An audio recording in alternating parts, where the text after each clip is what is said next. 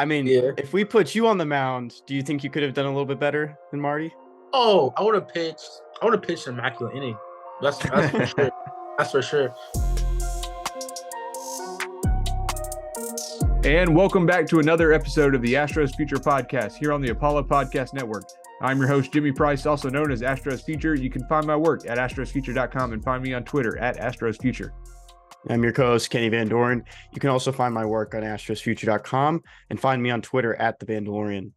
All right, before we get to the show, we want to let you know this episode is brought to you by Big City Wings, Houston's wing joint, 14 locations across the city, wall-to-wall TVs, best wings in the city. If you are in the need of some wings, want to go out to eat, be sure to check them out.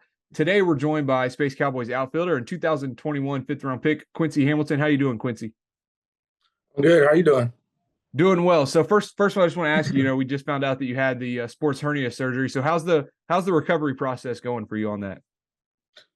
So yeah, right now I'm about almost 2 weeks out of surgery. So the first week was kind of tough. I was really sore and stiff. Luckily I got some guys down here that helping me out. So shout out to them.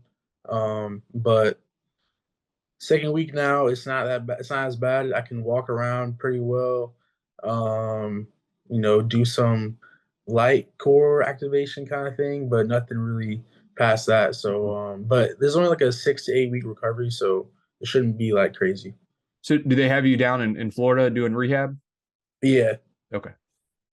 And so how long do you kind of plan to be down there in Florida? I know that the FCL season's over, so you probably won't get into any rehab games the next couple months. Is it something just until maybe the end of September, early October, and then you kind of go on your way for just your own off-season work? Yeah, so that's pretty much what they were telling me. They're like, at first they were like, yeah, it could be 2 or 3 months. But then, talk to the specialist, Dr. Myers, and yeah, he was like, it's more like 6 to 8 weeks. So now we're looking at more end of September, maybe early October kind of thing. So really, it's just like get healthy, get moving, swinging, running, full speed, full intent, and then I'll be good for like a normal off season after that. Was this like an injury that kind of bothered you for a little while? I mean, you still performed at a pretty high level. I mean, how'd you kind of work through that? So it happened in spring training. I kind of like strained it a little bit, and we all kind of thought it was a strain. So then I was out for like 3 weeks of spring training, and then kind of thought it was good because I was doing stuff pretty much full speed with no pain or anything. And then I remember coming back the last week of spring training trying to play in like the first full speed game, kind of like re-aggravated again. So then I was kind of scared because I was like, dang, maybe I have to stay here instead of going, to the season or, to my affiliate. But we got it worked out. I was just going to, go sit out maybe a week or so because we had some downtime before we played. And then we had a scrimmage against Kingsville. So then didn't play for that. And then I think I sat out maybe the first like game or two. And then I was kind of just like, you know what, like I don't really think it's gonna get crazy, like better. But at the same time, like I think I can kind of play through it. So it was really just managing it, with the trainers and the strength coaches kind of thing and managing the workload. And obviously, I want to perform for the games too. So that was the main focus. But there's still some things I had to do, preparation wise for the game just to kind of make me feel good, even though I never really felt like 100%. For sure. So, despite the injury, you still had an OPS over 800 in AA, and, you ended up getting that promotion to Sugarland back in June. What was that conversation like with Joe Thon, and how cool was it to be promoted, at the same time as your teammate, Shea Wickham? Oh, it was cool. It was cool. The entire locker room was, real happy for us. So that was cool to see. But it was really just like, keep doing your thing. There's a reason you're getting promoted.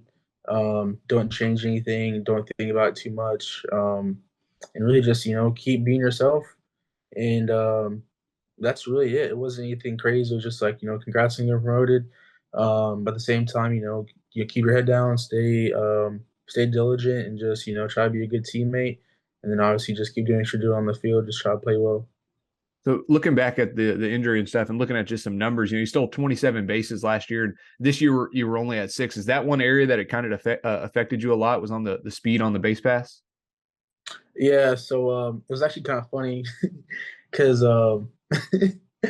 I didn't even realize this until my dad told me, because I called him like the day before the surgery or something, and he was like, he's like, yeah, I've been watching you play for a long time, obviously, and like I could definitely tell something was like up with you this year. And he was like, yeah, you last year you said, or last year you stole a certain amount of bases, whatever, and now I think you only had 11 attempts this year. And I was like, yeah, like I didn't realize that either, but it definitely got to a point where I think I tried to steal like in double A couple times, and I wasn't thrown out. So I was like, dang, that's crazy. Like I wasn't getting thrown out last year, with these same jumps. So then it was kind of weird, like mentally, because I kind of thought like my body was just like breaking down or something, or like I don't know, like getting old or something. Because like my back, like my lower back would kind of hurt. I have to have like I have to do a lot of like preparation for the games to get ready, get activated, and then even then on top of all that stuff, like I still wasn't hitting my top speeds or anything, and I would have I wouldn't necessarily say it was pain when sprinting, but just like a lot of discomfort. So Mhm. never really got up to my max speed. And when you don't touch your max speed, I think it's like twice a week or something like that, you kind of like lose the ability to get there. So yeah, definitely on the bases was probably the biggest thing, because throwing I could do pretty well, maybe like max ever throws or certain angles would hurt, Mhm. and then swinging was okay. But the two biggest things was, yeah, definitely like the acceleration phase of the steal, and then get into top speed, and then it would probably hurt the most when I would like take a pitch. Mm. Um, so yeah, it was definitely those two things that hurt the most. Even with those differences of, the base paths, you saw an uptick in just your offensive output. Jimmy mentioned the OPS, the batting average went up. What kind of contributed just a more smooth transition at the plate in your second time through Double A? Um, okay, so I think it was a mix of three things. Okay, so first one was swinging a lighter bat. Last year, I was swinging 32 ounce, and yeah, that was just too heavy. Like it was just not sustainable for a season. Like early in the season, I could, lower levels, I could. Once I got to the higher levels, I was like, dang, this actually like feels like I'm swinging a log. So then came back this season, was swinging I think a 31 or 30 and a half or something ounce, and so that definitely helped because I could wait back longer, and I'm kind of like a pretty like handsy hitter, so like feeling the barrel like in my hands and knowing where my barrel was at was a big thing for me. Um, and then I would say too, my hitting coach in Double A, Bobby Bell, he really helped me kind of just be confident and stay on the fastball, because I think I hit better or hit the best when I'm looking for fastball. I'm not really worried about anything else. So usually it's like when I'm on time for the fastball, then I'm good. So he would let me know if I'm a little bit late or whatever. And then yeah, and then the third thing I already said it, but yeah, just confidence knowing I could do it, because there was definitely times last year, especially when the season ended, because I never really had these thoughts before, but those thoughts kind of start creeping ahead, like, dang, like that was really tough, like, am I good enough for this, good enough for that? Like, it's gonna be that tough when I go back next year. And I kind of just doing some thinking and stuff in the off season. I was just like, you might as well have as much confidence as I can, because that's only gonna help. These negative thoughts aren't gonna help me at all. So, yeah, confidence for sure. So, having an extra spring training and another off season that you had, previously to this year, when you look back at last season and kind of compare it to this year, like how have you seen yourself change as a player, and what have you kind of taken away from 2022 to this year? Biggest thing for me probably just relaxing. Um, I think a lot of times last year I would like um kind of go into like panic mode, or like previously said like negative thinking, Mhm. and kind of learn from that and be like, you know what, like the faster I can just accept failure, the better I'll be. because it's only gonna get harder and it's a hard game. And honestly, like when I was in Corpus and Chaz Corbett came to play with us, and Altuve came to play with us, you know, just watching them go about their business and then them going out and still failing just as much as we were, kind of just like gave me more perspective. Like, you know what, like this game is hard for everybody. And at the same time, we're not as far off from like where we really want to be. So it's really just like relaxing, having more confidence, letting the game come to me instead of always kind of like trying to be in attack mode. And then, the results or whatever. But at the same time, like you can only really control like your confidence and then your mindset. So like definitely being relaxed, being confident. Um, just not trying to do too much. When we talk about the Pacific Coast League, we talk about AAA. Elevation is always a big subject. It can be talked about pitchers, hitters, on their stats. This could be kind of a stupid question. I've just always kind of wondered. Defensively, though, you're an outfielder. Did you kind of play defense a little bit different with the elevation? Are you playing like a little bit more back? You're trying to get used to these balls, probably. I mean, getting over the fence a lot quicker.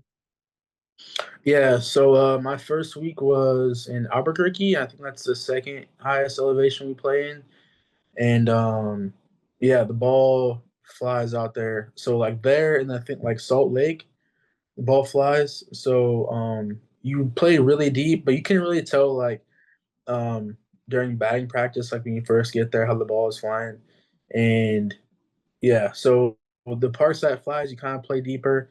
But I honestly think it's kind of easier to play in the parks with high elevation because the balls that are hit over your head are most likely going to be a home run or off the wall. And then the balls that are hit, usually that are like dropping in front of you, they'll hang up a little bit and you have time to run under them. Mm. So I think it's a little bit easier to play, with the high elevations. And then playing that Sri Lane, for example, the total opposite. Um, you're not really playing deep, but you're not really playing necessarily like shallow. And then I just feel like you have to have a little bit better angles there too, because everyone's kind of like trying to cut the ball through the wind, and those are the ones that drop, the ones that hit sky high or just kind of just hang up. But I definitely feel like the other ones high elevation, you play a little bit deeper, but the ball's gonna carry to you anyway. So really, it's just like we're kind of just waiting out there for it to come to you. It's not really to go get anything really. So going back to college, did you have intentions of coming out after the 2020 season? You started out, pretty well that year, and then obviously COVID canceled the season. But do you have intentions of coming out following that year? Yeah, so that was a big year for me because let me see. So yeah, I redshirted my first year, and then my second and third year, I was just like a backup. I would sometimes come in and pinch hit or get like some midweek starts. So then that last year was my first year as a starter, and I was like, let's do it. Like this is my draft, whatever. Like got some things to prove. I had the confidence and stuff, and I had the abilities. So I started off that year pretty good, and then I actually had like a shoulder impingement, like I had like a scap problem. So pretty much like my scap was like really weak, and it was causing like my shoulder to like pinch like right here. So like I couldn't really like raise my arm above my head. So I actually played, I think it was like 9 games out of our 13 or out of our 12, and then so I actually was out so the season ended, and honestly, like that, it kind of seems like not a good thing, but it was a good thing for me because I was out for, I was probably out for like 2 or 3 months with this injury, like just trying to like rehab it, get back in shape. And if I was injured that season, we had a season, I probably would have been in the same position anyways. Mm-hmm. But if I were, probably maybe even looked worse. But nah. Anyways, I definitely was planning to come out that year, and I got some offers to sign as a free agent. Um, but I still had like no college, resume really, besides like my pinch hit or my spot start. So like I need like, so it was kind of like I need a full season like as a starter. You know what I'm saying? Like I don't care if it's my fifth year, like it's whatever. But at the same time, like they weren't playing like any minor league games that year anyway. So I was like, Right. I'm not really just trying to sign or whatever as a free agent. So I was like, I definitely just need to come back next year and really just have a season where I can look back and be proud of, because I was already at the school for a while, putting in a bunch of work. I didn't really want to leave there with, no numbers that I felt like really reflected like the work that I've, done there. You mentioned this a little earlier. In that first full season of minor league baseball, you climbed 3 different levels. You finished the year in AA, started in single A, talked a little bit about, the changing of the bat. But I mean, facing 3 different levels of pitchers, was that kind of a challenge too early on in your career?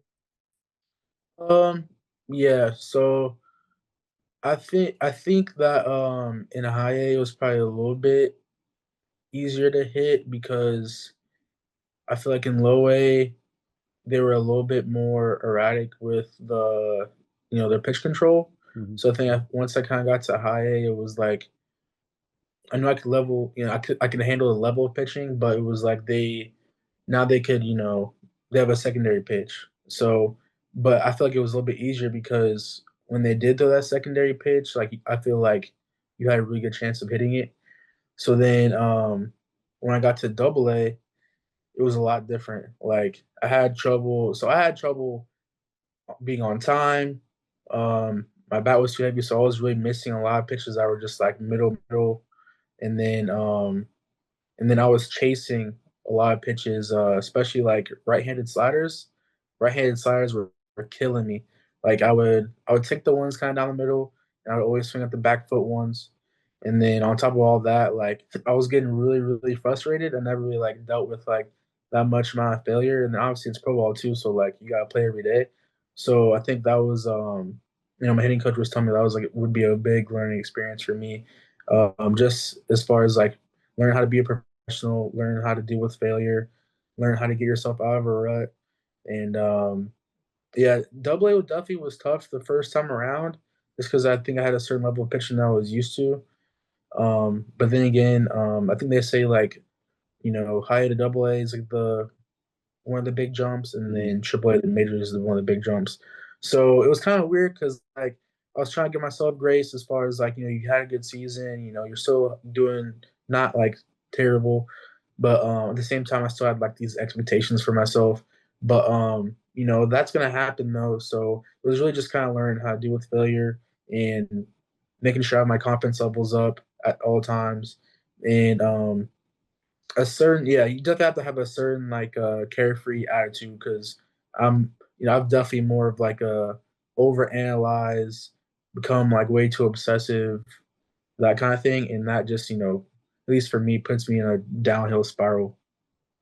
So on the topic of moving around, you moved to Ohio in high school from New Mexico, and coming from a military family, what did your parents' sacrifices mean to you, and how do you go about that about life? uh yeah, so growing up was it was pretty cool, because since they were both in the Air Force, it was kind of hard for them to get like orders at the same place. Mhm. So I really grew up in one place, New Mexico. So it was kind of just like I knew we moved there. Like when I was 4 or something. So I started school there, and I pretty much was there all the way up until like my freshman year of high school. So, but I mean, I wouldn't say they were like crazy, like way more strict than like most parents, Mhm. but they definitely like instilled in me and my brother just hard work, staying like on the grind, and I guess just like having manners too. But I don't think it was anything like crazy different than like a normal household, because we didn't really move around or anything that much. But I guess the biggest thing for me was like going to middle school on base, because like elementary school was cool. I was with all my buddies, whatever. And then middle school, I went to middle school on base instead of like one of the three big middle schools off base. Mhm. So then going to middle school on base, it was different because we had like our school was way smaller. I knew everyone. We kind of like had like a curfew too or something like that. Like it was just like way different. You couldn't like walk around at a certain time. I mean, you could, but like it was just way different on base.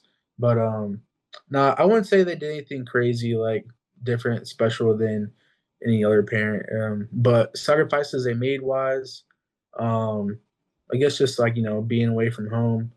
But I wouldn't say anything like too crazy. It was pretty normal. I got one more quick question. You just be really quick on this one. When you moved to Ohio, I mean, it kind of furthered your baseball career as well. I mean, you walked on at Wright State as a pitcher. I mean, how crazy is that? Now you're an outfielder playing professional baseball. Yeah, it's kind of crazy because so here's how the story goes. So the head coach at Indiana University, his name's Jeff Mercer. He was my coach at Wright State my first, was it 3 years? I think it was my first 3 years, yeah. So so I think he saw me my senior year, like in the winter maybe. And I think I was just like hitting, doing some outfield drills and stuff. And he was pretty much like, yo, like I think, you need some like junior college experience before, you join the team. Like I think you're good, but like I don't really think you're ready yet. And I was still like pretty like small. Like I was very like kind of like late bloomer kind of thing. Like I was really small. So I think that kind of played a part too. Like I was not very physical.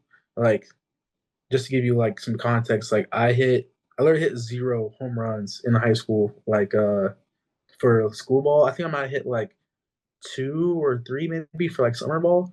But like even that, like you would think like, okay, like 0 home runs, bro, like that's not good. But anyways, so I was good like defensively and I was fast and but my best thing was probably my arm in high school. My bat was just not there yet. I really had this like really like steep swing because I was always like a hit on the ground and run kind of guy because I was always small, but I was fast and I was left-handed.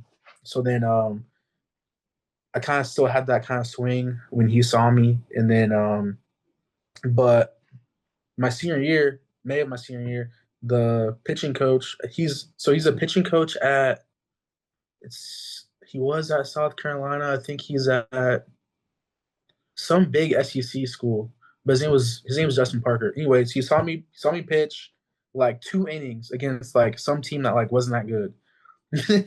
And I think I had like five strikeouts in 2 innings or something. Like I was just fastball, curveball, just regular left-handed relief pitcher, like pretty like good spin fastball, and then like just a sharp breaking ball. So he talked to my high school coach after the game, and they were pretty much like, yeah, like we don't really think he's ready as a hitter or as but like, he does have some good outfield instincts, and like he can pitch the ball. So like we're gonna offer him a walk-on spot for as a two-way player, but like mostly as a pitcher. We'll kind of see what he does development wise, like into a hitter. But like he was pretty much like, yeah, I'm pretty confident he can pitch like at Wright State. So then a walk-on spot for me, I was like, hey, this is the best option because my parents had the GI Bill. So like I was like, you know what, like this is my plan. Like I'm gonna go to Wright State. I'm gonna get better. In my eyes, I was like, I'm gonna be a position player. Like at the end of the day, like I'm not sure what's gonna happen. Maybe I'll do both. But I was like, I know I want to play outfield and be like a starting like Division 1 outfielder, like hit every day, all that. That was my goal. That's like what I envisioned. But I was like, if I can pitch too, then that's like more icing on the cake, whatever. Mm.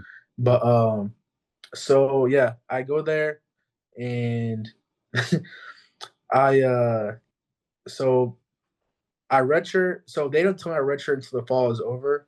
But I kind of already knew because we had some really good outfielders that already played before me, and they were all like bigger, faster, stronger, better at everything. So I was like, I got some big catching up to do. But at the same time, I didn't like necessarily lose confidence in myself. I was just like, it's gonna take time, but like I can see myself getting there with like hard work, whatever.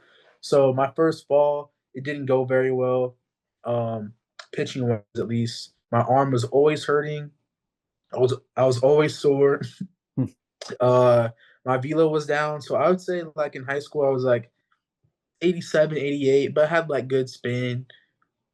Uh, so that's not bad for like a relief pitcher, lefty. But when I went there, my arm was always hurting. It was hard to play. It was hard to pitch and play outfield. I remember so we have these things called individuals. So it's pretty much like if you play outfield, whatever, you have defense one day, the next day you have hitting, then defense and hitting. So I had defense, then I had to pitch, and then I had to do base running. The next day I had hitting, then I had throwing program, then I had base running. So then I remember one time I tried to skip out on base run one day because in my head I was like, this is just conditioning, whatever. But I think I was like putting my loop in the basket and I was walking out, and then uh, Coach Mercer goes, "Hey, like you're not gonna do base running, like you're not gonna do position player conditioning." And I was like, "Oh, like I already did, the pitcher stuff, like what I'm saying, like I already ran with them, like I was just gonna leave, whatever." He's like, "Oh, so you don't want to be like a good outfielder, or you don't want to steal bases or anything?" And then that's like the mind game he would play, and I was like, "Dang, I mean, I guess you're right." Like I couldn't really do anything. So then I got my clothes back on, and I was kind of just like, all right, like I know he kind of has confidence in me as a position player, whatever I want to be, but he was gonna hold me accountable. So like after that, I was like, you know what, like if he can hold me accountable, I can hold myself accountable. So but yeah, my first fall didn't go very well, and then came back the next year. Um, my arm was still kind of bugging me. So then at some point we're kind of just like, you're just gonna be a position player because my swing was getting better. So yeah, so that's how it works. Redshirted, and then my swing was getting pretty good. So then I kind of would pinch hit a lot my freshman year, like start midway games.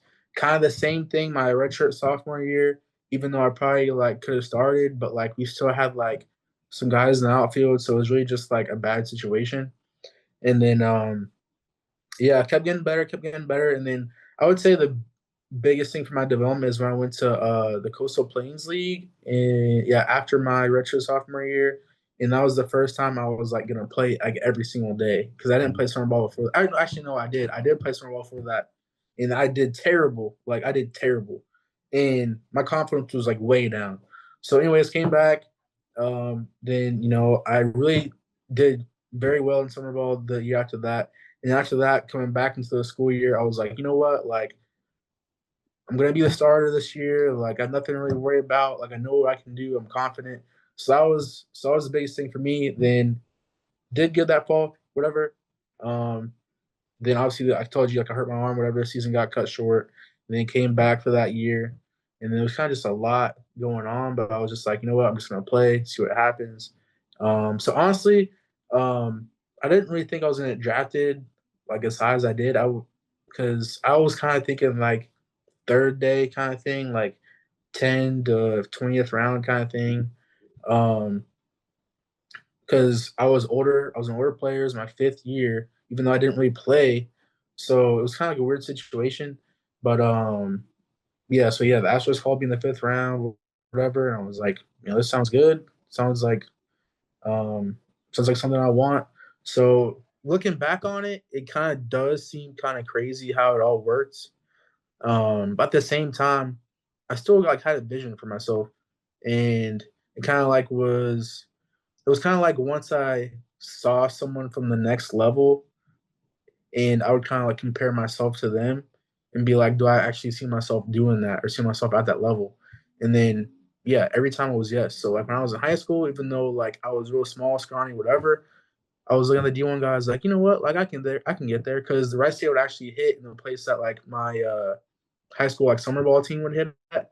So I would just be in there and just be watching them hit and be like, dang, like these guys are definitely big and strong, fast, whatever. But I was like, I saw the confidence. I was just gonna take time. So that's kind of like how it's always kind of been like in my career, even when I was really little. Um, so it's really just like having like that confidence, I guess. And then, but it really is kind of crazy like looking back on it, like how it all happened. sure. But at the same time, I definitely had a vision for myself too. All right, guys, that's going to do it for the first segment. The next segment, we'll kind of go to some off the field questions for Quincy here. We'll get to that in just a moment. And continuing on here at the Astros Future Podcast presented by Apollo Media. If you enjoy the show, make sure you do us a favor, drop us a review, leave us some stars. So, Quincy, we kind of want to transition from some of the baseball questions and into some questions that we like to ask prospects, some more fun questions. But first, I want to start with kind of a story. So we had Joey Loperfido on earlier this season. And I noticed that they had updated his height and weight to like 6'3", 220 pounds. And I was asking him like, was that a legitimate height and weight? And he said he thought he was always like 6'4", and yeah, he had put on some muscle and stuff. So, but he told us about some when the exact heights and everyone was getting measured, I guess back in spring training, that there was kind of a funny story about when you got measured and you were arguing about your height or something when they said that you were a certain height. Can you kind of tell us what happened with that?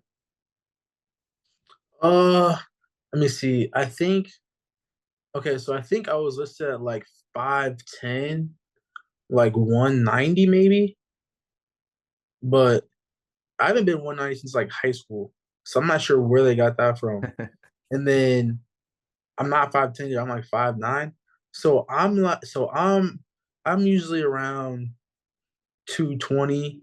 Sometimes I go up to like 225, but I usually play around like 218 and 220. So yeah, I think we yeah, I think we in Corpus um our media guy was coming around like getting the heights and weights and stuff.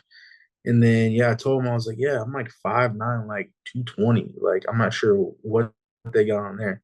And then yeah, he was kind of just like, all right, I'm kind of just gonna leave it. So I was like, okay, whatever. But yeah, I think for me, it's just like outside looking in, just like if they put that down, like they're gonna think I'm like way too beefy. So Uh, we learned that growing up you were a Red Sox fan. Right now the Astros are actually playing the Red Sox. They're thumping them right now in the seventh or eighth inning. Were there any hard feelings after that 2021 ALCS? I know you were part of the Astros system, but you grew up a Red Sox fan. yeah, so no, there was no hard feelings because I mean I do like the Red Sox, but at the same time, I don't really have like any allegiance to like the area or like anyone on the team or anything. It was kind of just like grew up in New Mexico. There's no pro teams, so kind of choose all my teams at random. Um, so yeah, my Red Sox affiliation like wasn't really it was very it was when I got drafted by Astros, I was like, all right, like I'm an Astro, like you know what I'm saying? Like it was just really like, as soon as like I got drafted, I was like, all right, like none of that Red Sox business no more. So we kind of did some digging before the show just to get some questions for you, and I was told about a pet turtle you had and a story about how it escaped. So can you kind of tell us what that was about? All right, so yeah, so I had a pet tortoise named Otis, and this was back when I was like obsessed with playing MLB The Show still. So I'm not sure what I was doing on the game, but I had to like, I put it outside, like we're like right by the the back door, so he go to the bathroom. You know what I'm saying? Like roam around a little bit, get some sun. So I'm up there for maybe like 2 minutes. I think I go up there, I check something, I come back down. Otis is gone.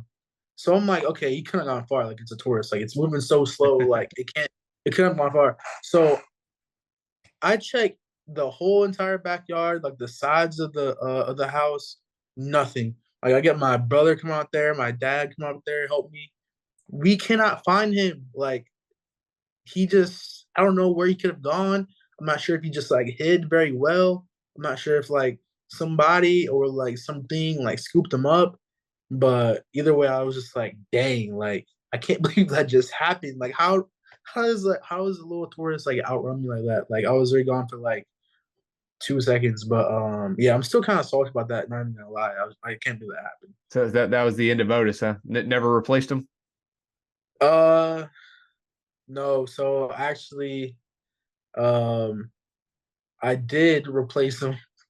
So I got the same tortoise, but it was a female this time.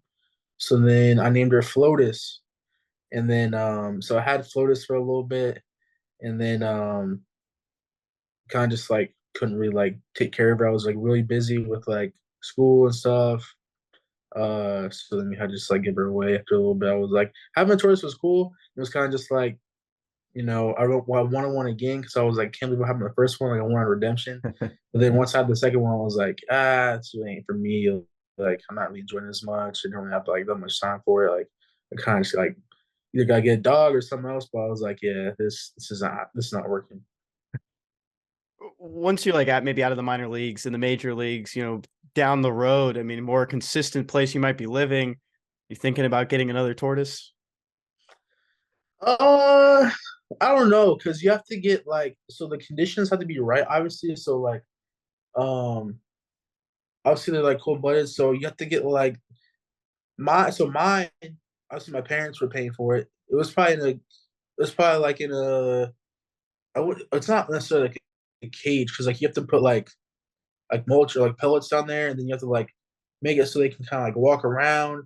But also like, they have this thing to where like it has shade on it, and then there's like this sun lamp that they can get into like heat up. So it's kind of like a lot of parts to it.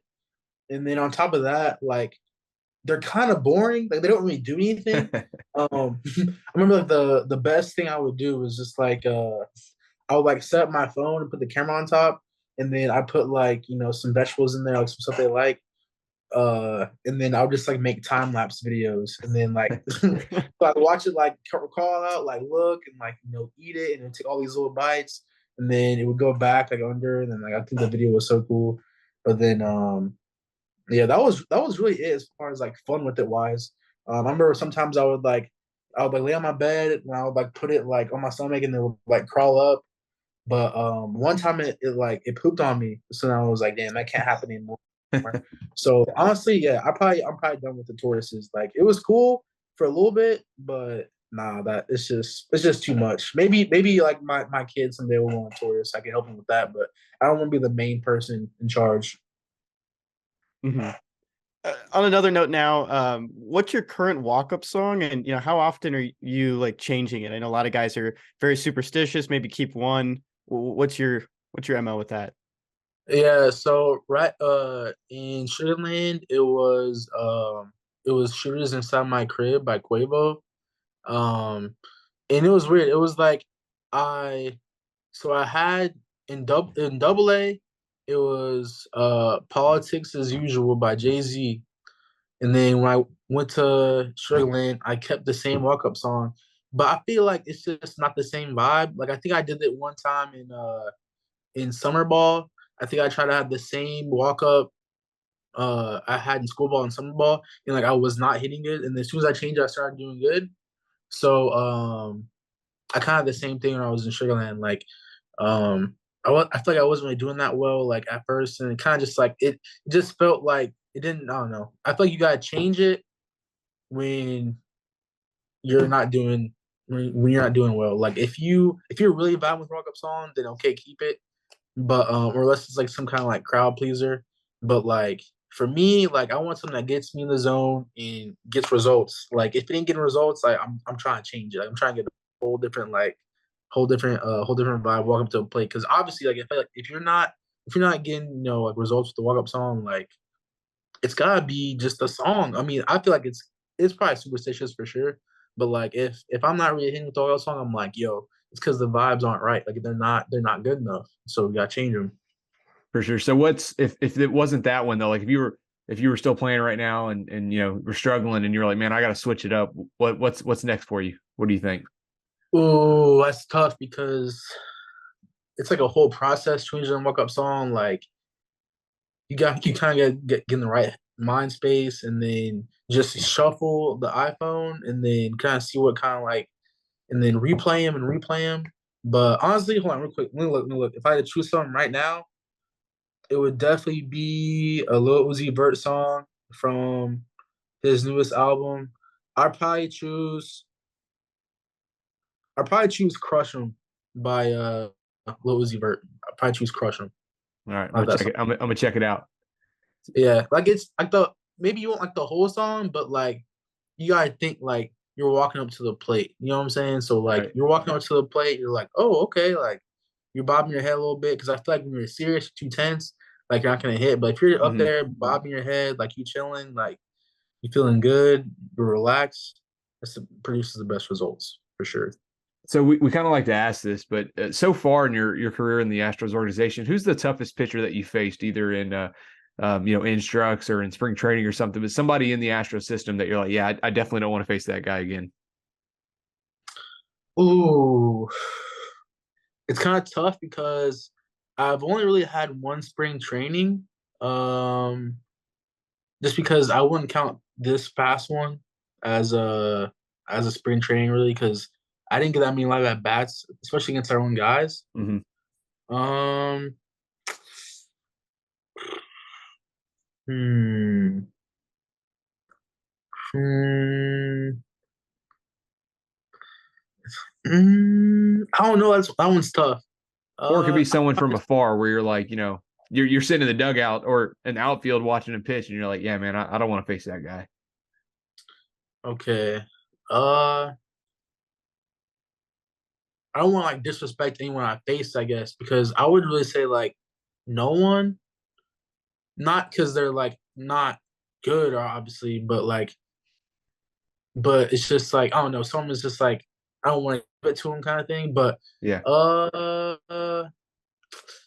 I don't know. I'd probably have to say because I've seen him pitch once in the Bailey game, spring training. I'd probably say Hunter Brown just because I don't know when he was pitching, I was like, dang, like he looks super serious and aggressive, and I was like, why does he look so mad when he's up there? So that was probably the biggest thing, like his demeanor on the mound.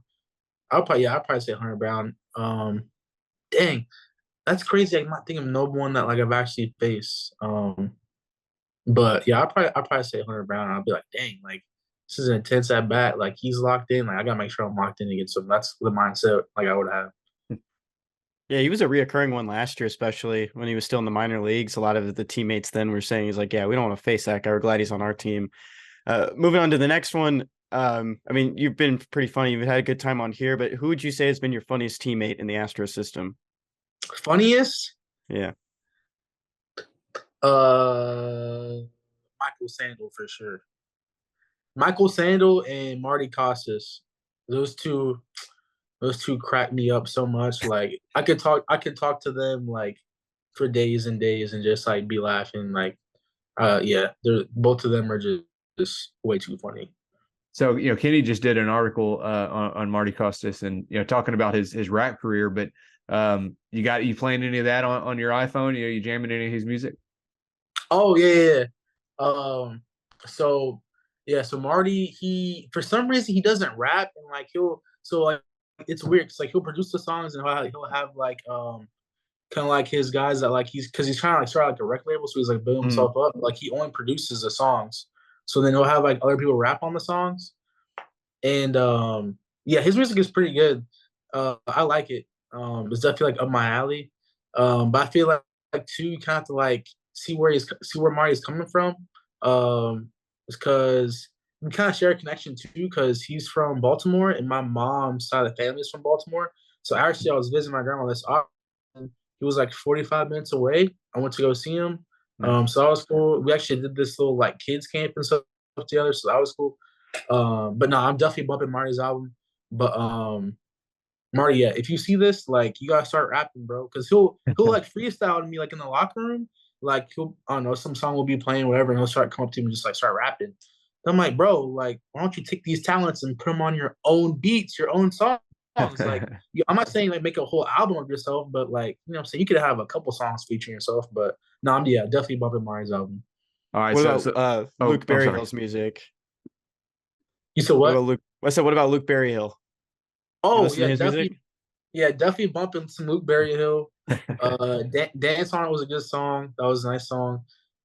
He actually was my roommate in Corpus at the end of the year last year, and then he was my roommate in for the way trips in Sugarland. So yeah, me and Berryhill definitely very close. Definitely bumping some Berryhill. I would say I'm not a big country guy, but if there's a guy that's gonna like get me to country, it's gonna be Barry Hill for sure. Like you know what I'm saying? That's the dude I like respect very much. He's a really good person, really good dude. So if he's making some music, like I'm gonna support it. So then I was like, okay, like I'm kind I was like, listen to it. I was like, I'm kind of messing with this. I'm kind of messing with this. So yeah, definitely bumping some Barry Hill for sure. So another question I got, kind of going back to the baseball stuff and talking about a pitcher you faced that was extremely difficult. But if there was a one tool in the system that you had to take from another prospect, another Astros prospect, be a power, speed, defense or something like that, what tool would you be stealing from them? Think like Space Jam type, taking their powers. Ooh, that's tough. That's tough. Two that pop into my head immediately. One, Zach Daniels and his power. Um, he hits the ball, yeah, probably hardest, probably like top like 3 or 4 hardest I've seen in my life, and the other 3 are like big leaguers. So I'm like, okay. So one, I would say Daniel's power, but at the same time too, like if I didn't have Daniel's power, then I would either say like Kennedy Corona's speed, or maybe like Logan Cerny's speed. Both of them are like they just fly, and it's like so effortless. So between the two of those, if I had to choose one, if I had to choose one, probably Zach Daniels' power, because you can't. I mean, I've been doing so much like training, weightlifting, like stretching, whatever. Like I'm never gonna hit balls as hard as him, but I feel like maybe with the right, training, maybe if I like cut some weight, whatever, I could get closer to Corona and Cerny speed. But I'm never getting close to Daniel's power, so I would probably say Daniel's power for sure. I All got right, one more for go ahead, you, Kenny. Quincy. We talked a little about Marty. We talked a little about your pitching career. Marty picked up a win on the mound. I mean, Vicky Story needed an arm. I don't know if you were still in Sugar Land at the time. I know you were Yeah, I injured. was. You were there. I mean, Yeah. if we put you on the mound, do you think you could have done a little bit better than Marty? Oh, I would have pitched. I would have pitched an immaculate inning. That's for sure. That's for sure. I would have lollygagged in my warm ups, like lollygag, and then so it's kind of funny because when you're not playing in college, like you have so much time to just mess around. And my buddy, like my road dog from college, he was my roommate. Uh, we're kind of in a similar situation. So we would like we weren't playing like what I'm saying, like we were pretending you're watching the game. Nah, like we were messing around. So we would have all these different like pitching motions. So uh we would have this thing called like the change down and the change down reverse. So it's pretty much like you're here and you come set, and the change down is you have this like really slow wind up, you're coming up, really slow wind up, and then you're quick to the plate, like you just surprise them. So that was a change down. The change down was reverse was you hit, you get the sign, and then you're quick, and then you just throw a lob ball. So that would be my second one. And then obviously after those two things, like they're not gonna touch those two pitches. And then I'll probably just, flip them a nasty curveball for strike three. So immaculate inning for sure. Well, we need to get you in a game then with the pitching experience you have, and seeing the amount of position players pitching. We need to see you in a game. I know that's what I've been saying, but they yeah, even in Fayetteville, like they would never let me pitch. We had other situations they never let me pitch. So I'm like, I keep telling them like I was a pitcher, like I literally was a pitcher. Like I have a repertoire, like I can throw strikes, like I have good form, Yeah. everything. But honestly though, like with my like injury history pitching, I probably shouldn't pitch actually. See, I've heard it's also because they want guys that are just going to go in there and lob the ball across the plate and not try to actually attack hitters. And I'm guessing with your history, you're going to want to go in there and attack hitters, try to strike guys out. And they don't want that. Yeah. They just want guys to toss over the plate and let it get hit, Oh no, yeah, I'm going for the strikeouts for sure. Like I wouldn't say I'm gonna go up there throwing as hard as I can, but I'm not gonna lob it for sure. Like mm, I'll probably throw like 80% of my max, but I'm definitely throwing like a couple pitches, fastball, changeup, curveball. I'm mixing some stuff, so it'll be like in between a position player and a pitcher pitching, Nice. For sure. And All I right, don't know Quincy. if you. Oh, go ahead, Quincy. Yeah, Sorry. one more quick one. I don't know if you played with Dory Carrasco in Asheville, but he's Mm-hmm. a pitcher now. I mean, do you Mm-hmm. follow that story at all? Like seeing him switch position? Oh yeah. So I remember in Strucks my first year, um, because I didn't play with him, so I didn't really know who he was. I remember I was like cool with him. I would like say what's up to him, but I didn't really like I wasn't familiar with his game. So like I would watch him hit sometimes. I always thought he kind of had a good swing. But I would see him throw. I remember I was seeing him throw one time, just back and forth with another guy, and it was like right before we had like some kind of like throwing competition or something like that. And I just remember him throwing like so hard. Like it was him who I see had the best arm, and then Christian Gonzalez. So when I saw them two throwing, I was like, bro, how is this humanly possible? I remember like watching him throw. And I was like, wait. I was like, throw this again. And then he throw this ball like with so much like spin and like ride. You could like hear like the whistling of like the seams, like and like the pop of the glove. And I was like, bro, that's like borderline like unnatural. That's crazy. That's insane how you're doing that. Because he's not like a big dude, but he has like really like a lot of range of motion. He's very like whippy with his body, like fast switch.